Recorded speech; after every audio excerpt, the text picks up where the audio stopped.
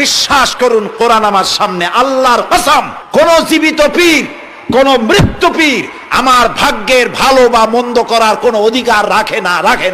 কোন পীর ফু দিয়ে আমার ভাগ্যকে ভালো বানাই দিতে পারবে না, এবং আমার একটা চুলও বাঁকাও করতে পারবে না।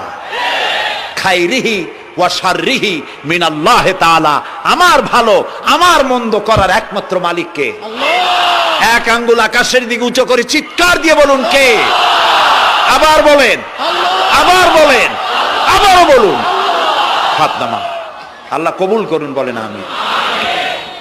আপনি কোন অসুবিধায় পড়েছেন, মাজলুম হয়েছেন, অত্যাচারিত হয়েছেন, চাকরির সমস্যা হয়েছে, ঘরে খাবার নাই, অসুখ বিসুখ হয়েছে, নানান ধরনের সমস্যায় পড়েছেন, কোনো মাজার নয়, কোনো পীর নয়, মসজিদের ভিতরে চলে যান, উজু করে মসজিদে ঢুকে 2 রাকাত কাজায়ে হাজাত